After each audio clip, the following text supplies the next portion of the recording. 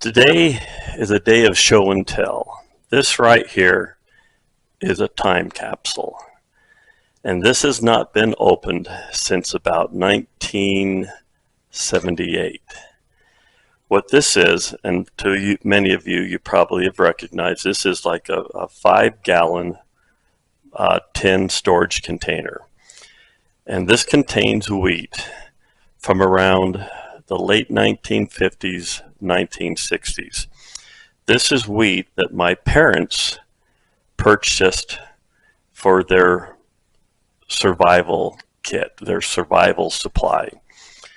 Back in the late 1950s, early 1960s, my father, because of the Cold War and the situations of the United States back then, led him to actually build a bomb shelter. And I remember growing up in the house I was raised in, that what I thought was a cold storage root cellar was actually a bomb shelter. And I remember seeing a lot of these tin cans and such in that shelter. Well, as you know, years progressed and things got better, you know, the threat of having a nuclear war went away. But in about 1976, my parents sold their house, and all the wheat they had was divided up amongst their children. And I ended up with about 300 pounds of the wheat they purchased back in the 1950s, early 1960s. And so I have not seen this wheat ever. So I'm going to crack this wheat open, and we're going to see what the condition of this wheat is going to be. Now, most likely, if my memory serves me, when my father preserved this wheat back in the 1950s, I think he's preserved it with salt, and I'm not sure how that's going to fare. So I think there's going to be a lot of salt mixed in with this wheat that we're going to have to separate. But I'm going to make some bread with the wheat that's in here. So this wheat is about 50, 60, 70 years old or so. This wheat is pretty old. So we're going to see how well this old wheat has lasted, if it can be used, if it's spoiled. Now, anyone that has preserved wheat, we all know that it's almost impossible to remove weevil and weevil eggs. So most likely we're going to see some weevil carcasses in here, maybe some dead weevils. But hey, come on. If you know, that's how life is. So I got my little crowbar here, and I have no idea what I'm going to find in here. This is the first time this has been opened, and it's kind of old and rusty. And if you're wondering why there's this gingham paper around here, now when I first got married, I was married in 1984, and we had very little furniture. So all these containers of wheat, my wife covered with wallpaper, and this was part of our bookcase for many years because we had very little furniture. So in our living room, this was part of our furniture. This was part of a bookcase. That's why it had this wallpaper. So we're going to open this up and see what's inside. Because this, like I said, this is like a time capsule. I have no idea what we're going to see. So this is actually better than I thought it would be. So let's get a scoop of wheat. And there's the salt. I could see the salt in here. It's just, you know, the white powder. So there's lots of salt in here. So I'm hoping that the salt that was mixed in with this can be separated. So when I bake my bread, I'm gonna have to kind of maybe not pull back some of the salt, but you can see the salt on my fingers here. That's what my father used back in the 1950s to preserve the wheat, to kill the bugs and the weevils. And I don't see any weevil carcasses in this wheat at all. Now, I'm not smart enough to know what kind of wheat this is, if it's red or winter wheat, but there I can see the salt in this wheat. And there's a lot of salt mixed in with this. So my father, bless his heart, was able to preserve this wheat pretty good, but you can see all the salt that he had. Now, I'm pretty sure the salt would not be good for anything, but the wheat turned out to survive itself. Now, one of the ways that he actually preserved this wheat for many years is that his bed, the bed of my mother and my father, was actually made out of 3/4 inch plywood, and the bed was filled with this wheat. But anyway, I'm going to separate the salt out from this wheat, and I got a wheat grinder, and we're going to grind this up into the flour and see how it comes out. I measured out 3 cups of the wheat out of my food storage, and I sifted it out, and I ended up separating out 1/3 of a cup of salt from my wheat. That's how much salt my father put in to 3 cups of the wheat. So anyway, I'm going to go ahead and grind this up. I just happen to have this Regal Kitchen Plus grain mill, which does a pretty good job.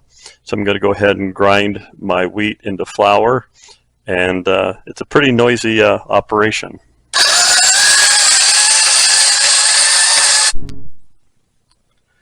The 3 cups of wheat yielded me about 5 cups of wheat flour.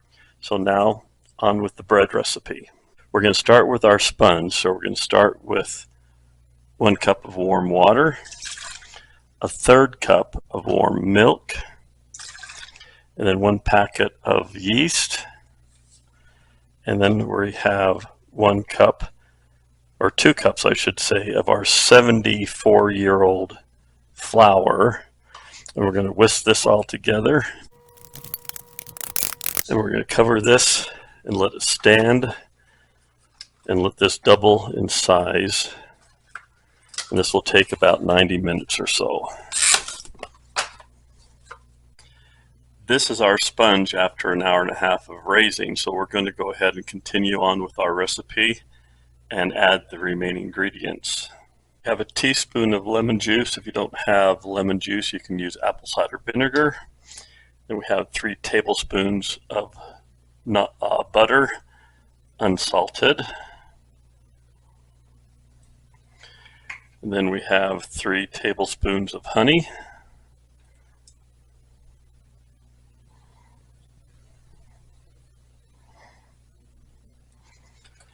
And then we have 1 1/4 teaspoons of salt and 1 1/3 cups of the remaining flour. So we're going to go ahead and start mixing this up and see what happens.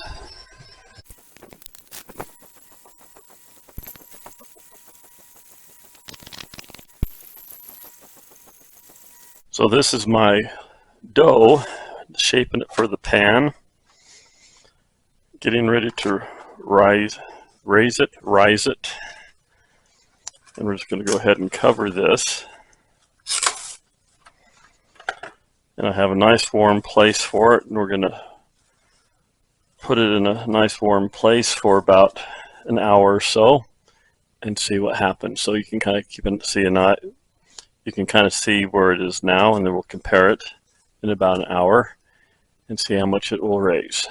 This is my bread. I was hoping it would raise a little bit more. It didn't quite get above the rim, but I'm hoping that in the oven it'll puff up a little bit more. But anyway, into the oven it's going to go at 350 degrees for 35 to 40 minutes.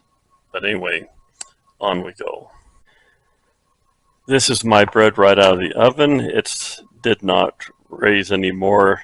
It did raise some, so I'm just hoping it doesn't turn out to be a brick. So like I said, the wheat from this bread is somewhere between 60 and 70 years old. So we're going to see how it's going to come out. and most important, how is this going to taste? So let's see how this is. And it has some air bubbles in it, and so we'll just have to see the taste. This is whole wheat bread, and so it's not going to be as fluffy as like a white bread, but we will definitely find out. So first of all,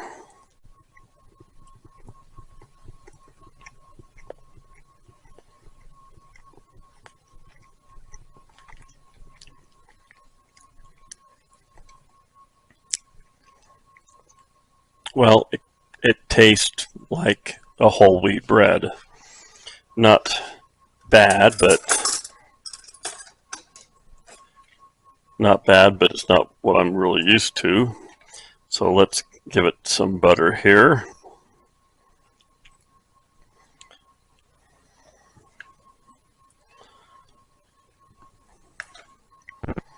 And try this again.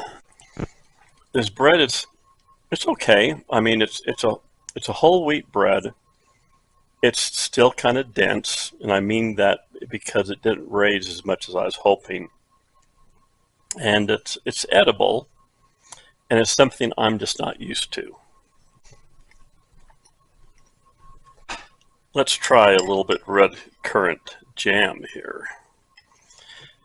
So this wheat that I took out of my food storage, as I said earlier, has been in my family since the 1950s.